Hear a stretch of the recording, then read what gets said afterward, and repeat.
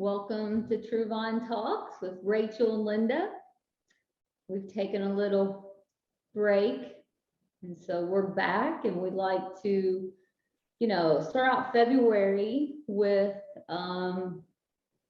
what everyone talks about in February, which is romantic relationship.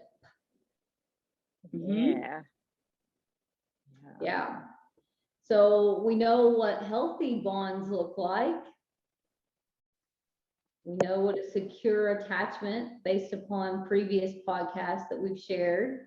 I guess just to rehash, a secure bond is when you're in a relationship where that person sees you, hears you, meets you for your emotional needs, and validates you as a person. Mm-hmm. And they don't make you feel bad for having a need, an emotional need. So that would be a healthy, secure bond. Both of you are able to share, and it's responded to in a way that's not, the person is not defensive with you, and they're not attacking you because you feel that way. That's a healthy, emotional, secure bond. Would you agree, Rachel? I would absolutely agree. Yeah, you feel safe and secure enough to show up as your authentic self in that relationship. And it doesn't feel like you have to meet an expectation or earn their love. Yeah, you're not trying to earn that person's love. Well stated. So, but we're not going to talk about secure bonds today. We're going to talk about unhealthy bonds today. Yeah, specifically trauma bonds. Yeah. So let's jump right in. What is a trauma bond? Mm-hmm. And so from what I've read, Dr. Patrick Carnes, who's the author of The Betrayal Bond, Breaking Free of Exploitive Relationships, is who coined the term traumatic bonding. And he says that this is a bond where,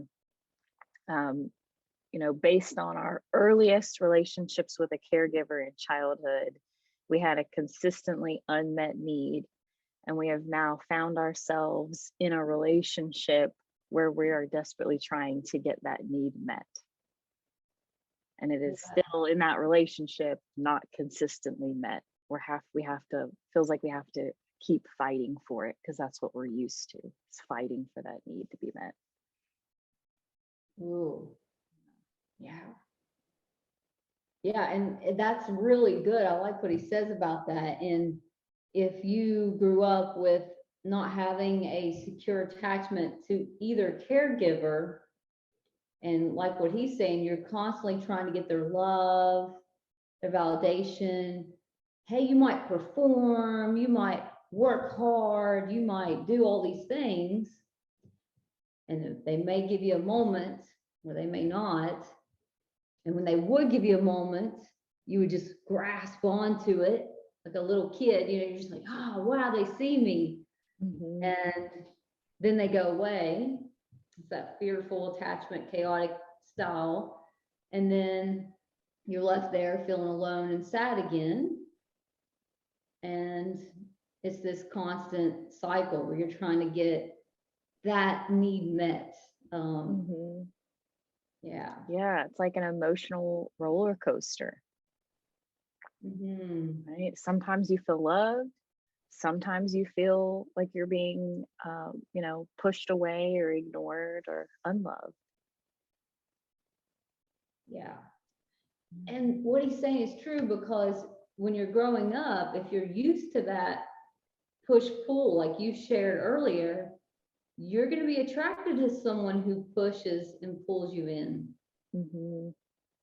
That's the same attachment style. It's comfortable. It's what you're used to. We love to be able to predict the future, even if that future is like painful and miserable and scary. At least knowing somewhat of what's going to happen is more comfortable to us as humans than the unknown. Yes. Yeah, exactly, Rachel. Like we want to um, be able to predict what the day's going to look like. Mm-hmm. And if push, pull is what you're used to, okay, I know what to expect. Yeah, it's like autopilot. Yeah. No, that's like easy and comfortable. We're like rooted in the familiar. Even though it's not healthy for you or that other Yeah, person. right. So, Yeah. so true. Yes. So I think we've covered that part. So my nerdy Yeah. self, here's a display. How do trauma bonds form? And what we were sharing is that parental bond. And we did it, I think we've covered that part. And Mhm. yeah, so Yeah. Rachel, what makes these bonds so hard to sort of pull away from and, like what we were talking about just now, detach, or what else is the draw to that type of bond, do you think? Hmm. Well, I think this kind of connects the how they form to why they're so hard to get out of. And so, like as humans, we're we're always in search of love. Like we're driven to bond, right? Because bonds equals survival. So in a way, like finding love is finding a source of life. Like we Hmm. know we're going to be able to continue to make it if we can find a safe other to help us, right? Hmm. So if you're a child and you grow up in this kind of like chaotic environment where sometimes you feel loved, sometimes you feel like you're not worthy of love, maybe that Totally. kind of changes you at a neurochemical level to where you think that this is what a bond looks like, right? And so we can literally become addicted to this change in the chemicals that are released in our body, right? So love, when we're experiencing that, there's this rush of oxytocin, and that feels good, and the brain loves that. It's like reassuring, feels Hmm. safe. Yes. And then the opposite of that, when we experience the stress chemical cortisol, that's when we're getting the silent treatment, or we're being yelled at, right? We're being criticized. Our reality, our needs and emotions that we're sharing are being unvalidated. We're being told, Hmm. stop crying, no, Oh yeah. or I'll give you something to cry about. You have nothing to be sad about, right? That is cortisol, right? And so when I say we can like almost like get addicted to this push pull of love and withdrawal of love, right? It's a Hmm. rush of two really powerful chemicals in our bodies, like oxytocin and then cortisol, and then oxytocin and then cortisol. And so if we find ourselves, like if that's what we're used to, and then we find ourselves in what's actually a healthy, safe relationship, that actually feels boring. Yeah. And it seems like, oh, I just don't have chemistry with this person, because we're Ooh. confusing the butterflies and chemistry of love with that oxytocin, cortisol, oxytocin, cortisol. Yeah. That's what we're like searching for, because that's what's familiar and Hmm. quotations safe in our mind because it's familiar, when it's really emotionally damaging. Well stated. Yeah, Rachel. That does, for someone that had chaos, that does feel boring. Yeah. I grew up with a chaotic attachment to my biological father, and that's just, yeah, it's very hard to integrate as you're an adult. You're like, wow, that's not normal. So I've had to work hard in my adult relationships to be like, oh, that isn't normal. And, you know, that's true. Yeah, thank you for sharing that, being vulnerable on the podcast. Oh, yeah, Yeah. very much. it, and especially, movies and TV shows and books, they kind of play this push pull. as well. A lot of times it's right? unhealthy relationship dynamics. And so if we find ourselves in a safe, trusting, healthy bond, we're like, ah, I just, there's no spark here. I just Mhm. must not be attracted to this person. Mhm. Yeah. Mhm. Healthy love is not always feel like good and romantic. Sometimes it is boring, but that's okay. And safe and secure Yeah. is good. Yeah. It's a Yeah. good thing. You Yeah. want a rock in your life. You want someone that's stable, permanent, and grounded in the earth. You don't need the hurricane, whirlwind, dust bowl storm all the time. Yes. Yeah. Yeah. If your relationship feels like a constant roller coaster or a hurricane, like you just said, that's a sign that you might be in a trauma bond. Yeah. Now, couples get into negative cycles. Don't get the two mixed up. Okay. Yeah. We work with couples and, and if they've had trauma as kids and they're working to create a safe, secure bond with each other, they're doing their parts and they're coming together and working on the parts. So that's Yes. a unique difference between a trauma bond and getting into these cycles that you aren't familiar with, you don't have awareness of. We're just talking about bringing Yeah. awareness to that. I'm thinking of several movies, but I don't want to say them. I know. I like, I'm sure the yeah. listeners are too, right? They're like, oh my gosh, it's like this one and this one. Oh yeah. I mean, they make bank on these movies about, the charming guy or girl, and they're manipulative and deceptive, and they really don't feel anything for you. Mhm. Yeah. Oh I have yeah, it's hard to get out of those bonds. Yes, very Miss Ross. hard.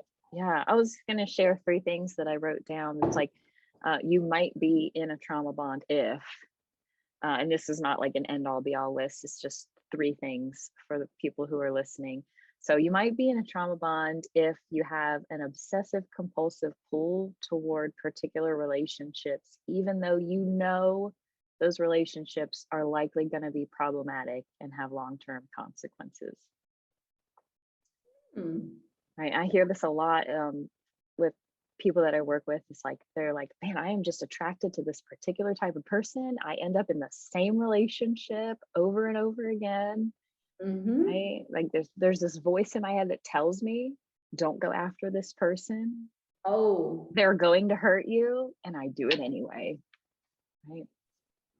The second one is your needs are rarely met in relationships, or you're unaware of what your needs are in Hmm. relationships.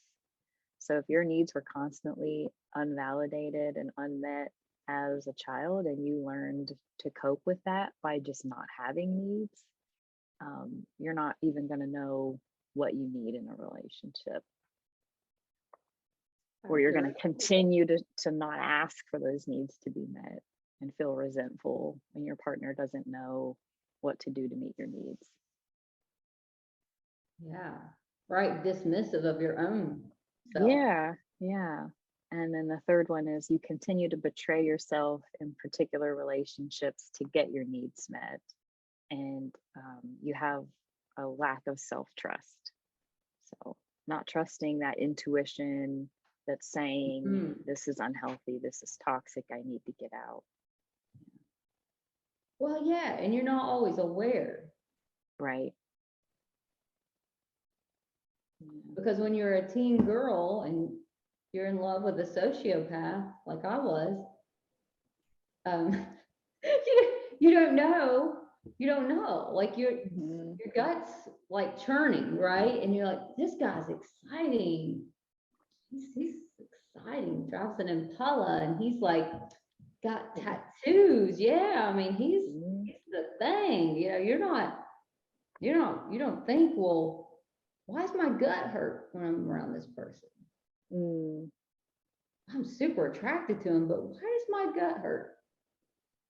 Oh, like you said, it's the intuition saying, stop, stop, stop. Not healthy, not safe. And it wasn't healthy and safe. Yeah. Yeah. Well, we get that confused, right? We think, oh, maybe that's butterfly. They give Oh, me butterfly. mhm. You know? Yeah. I'm falling in love. It's anxiety. Most of the time, butterflies are anxiety. I Yeah. know, right? I know Yeah. when you're a teenage girl, though, you don't know that. You don't know Yeah. that you're having anxiety Yeah. unless you're so wonderfully blessed to have a great counselor like Miss Rachel, then you might be like, oh, that isn't just falling in love. That's something else. Mhm. Yeah. Yeah. Yeah. So let's talk about this kind of like cycle or these things that come up in a trauma bond. You Yes. ready? Let's do it, Miss Rachel. So Yes. first one is love bombing. Mhm. Love bombing. What does that look like? My goodness. So this, if you're experiencing love bombing, it happen. It's like the very beginning of a relationship, right? So you've only been not even dating. Maybe you're just talking to this Yeah. person. You're just getting to know them. You barely know them, and they're saying things like, "You're my soulmate. I've never met anybody else like you. We should run away and get married." You're like on your second date, or you're just texting. You never even met in person yet, right? It's a lot, and it's happening very fast, and it's much more than just that like special honeymoon phase. It's very extreme. Yeah. Yeah.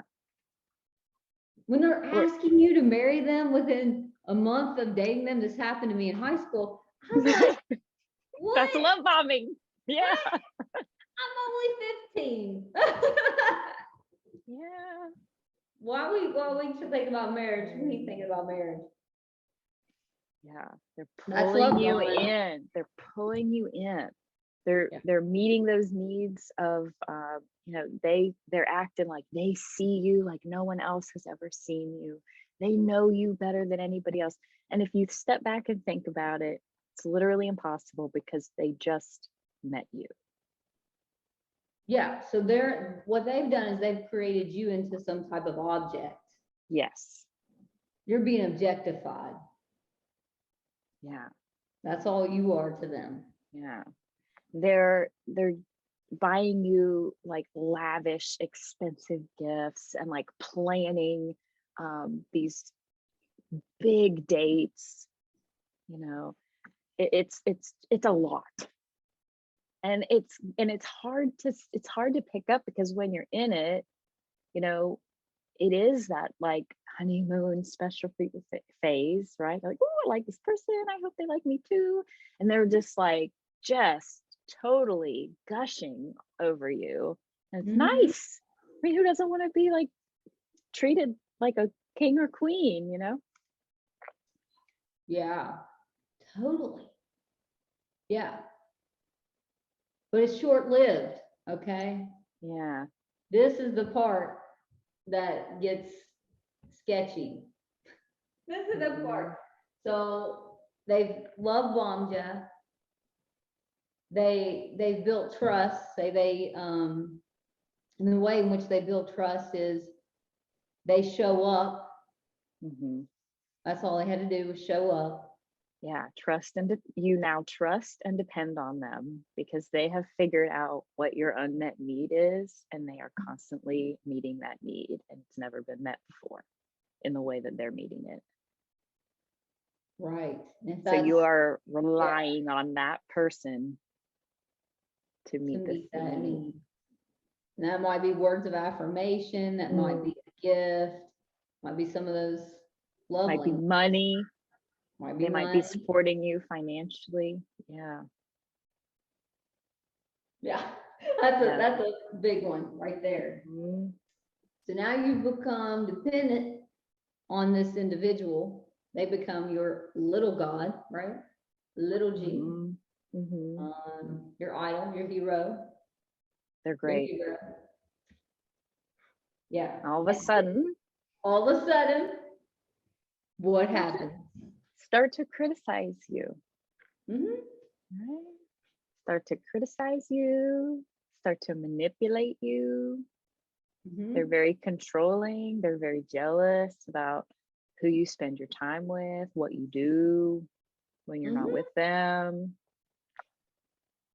They're unvalidating if you could express a need or a feeling or concern. Like if you try to set a boundary with them, they have this like magical way of flipping that around and making it all your fault.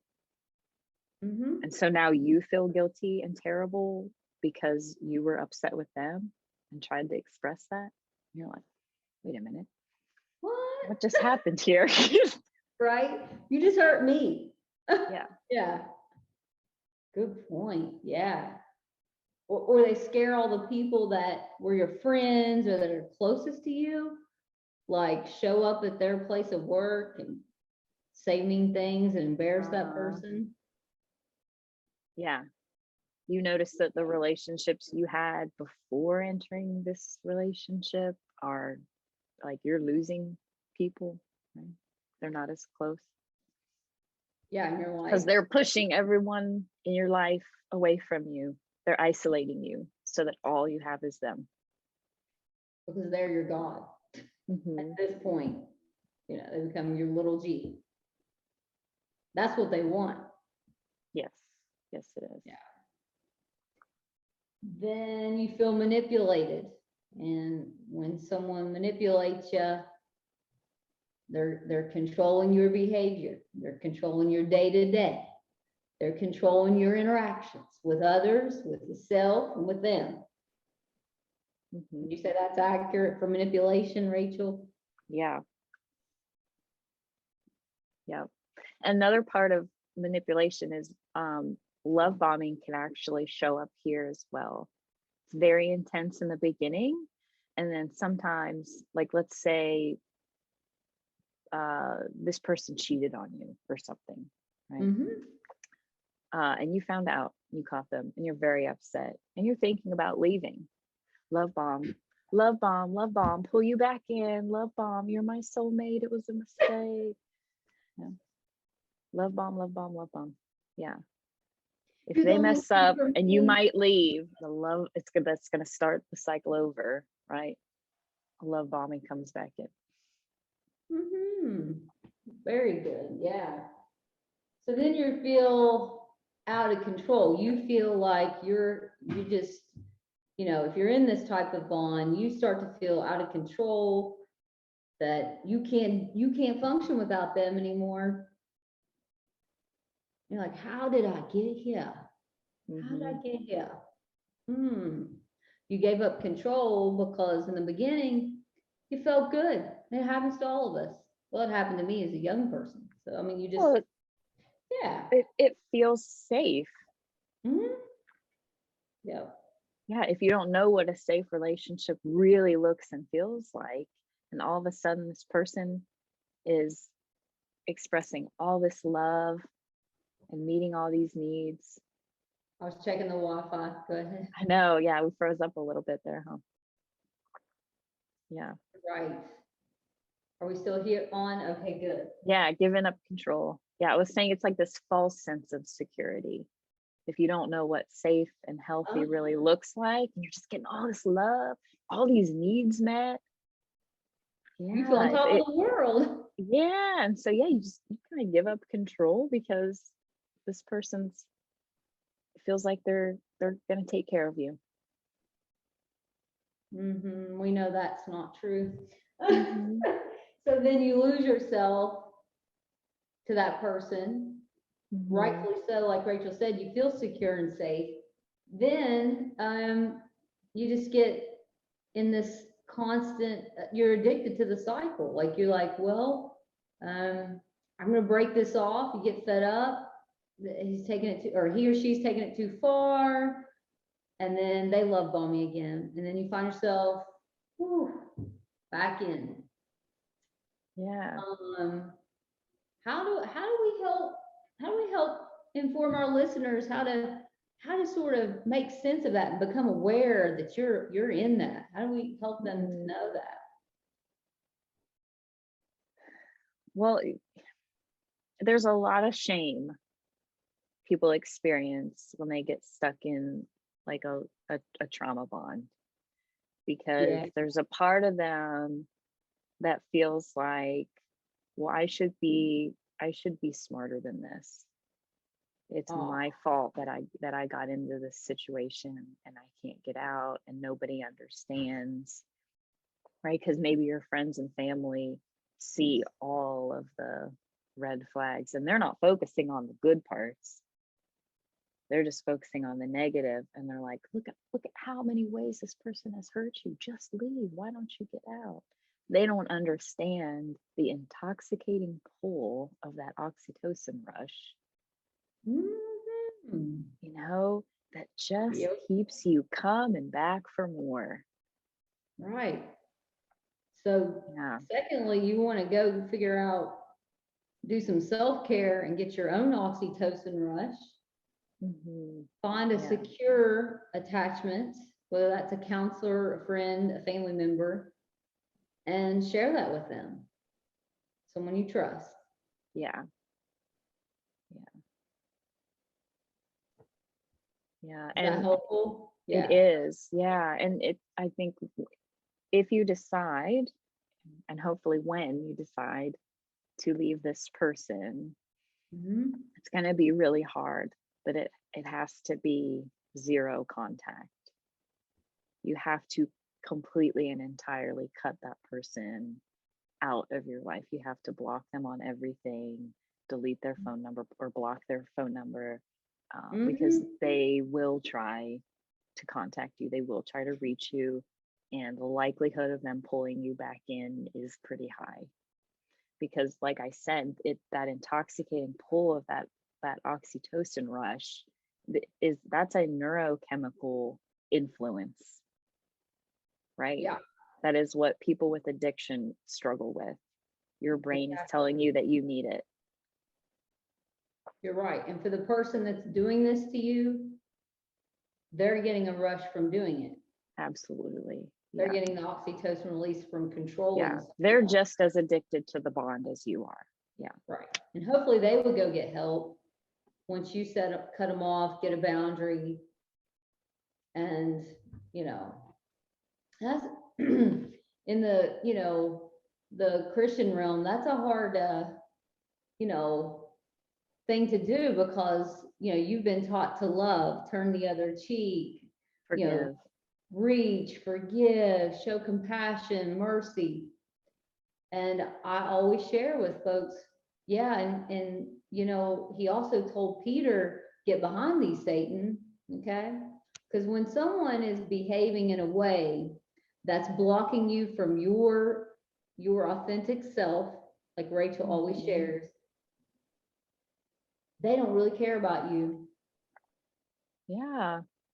So you can cut them off as a Christian. You can cut Yes. that person off, and that's okay. Yes. That's Yeah. okay. Yeah. And just so that I can explain for anyone that's unclear for, it's like when you're not able to be your authentic self, I'm talking about your needs are not being consistently met, Mm-hmm. and your boundaries are not being respected, Exactly. right? You maybe feel like you're not allowed or not able to set boundaries because they're being so consistently crossed all the time. Mm-hmm. Yeah, Yeah. it feels like you can't be you. You have to be a version of what Right. someone else wants or needs in order to get the love that you need. And how are you going to be in the image of your creator as you know him? Whether you're a Mhm. different religion or have a different belief, that's okay too. Like if you have a differing um, view of self that doesn't match your belief system, and you becoming something else that doesn't feel right for you, then no, that's not, you're gonna, like Jesus says, like, get behind me, Satan. Well, what he's saying is, you're getting in the way of my path. You're not Mhm. part of the path right now. So I'm gonna put you over here. Okay. I've got a purpose and I'm going towards that. And that's what I value. Yes, yes. Oh, I'm so glad that you said that, because that's so important. And that's something that people who are getting out of these kinds of relationships really need to hear, because it's very easy to get caught up on everything you're letting go of or everything you're leaving behind. So it's very important to be looking forward and to be looking ahead at everything that you're going to gain. Right? Mm-hmm. If someone's By getting letting in the go. way of your purpose, block. I'm Yeah. gonna move you over here, like in a chessboard. I'm gonna move you over here because I've got a path, and that's my path. hmm Yeah. Healthy relationships allow for mutual evolution. Both partners should be able to have like the freedom and support to be Mm. fully seen and heard and understood by one another. Hmm. And if you're in a bond of this nature and you're trying to, you got this felt sense this doesn't feel right, go to our website and www.truevine.wv.com, and you can find out some more about us, and we're happy to get connected with one of our counselors. If it's not Miss Rachel or me, it could be Caitlin or Marlene, and we'll help you to sort of sort through that. And if you're a couple and you grew up with traumatic bonds, and maybe you and your partner have noticed that you're in this a different type of cycle, not this cycle, but just in a negative cycle, we can help you repair that and learn another way. That's why emotionally focused therapy is so helpful. Especially if you had trauma as a kid, you don't know any different cycle. You don't know a Right. chaotic attachment is how you thought things should go. Exactly. That's important too. It's trauma bonds aren't always destined for failure.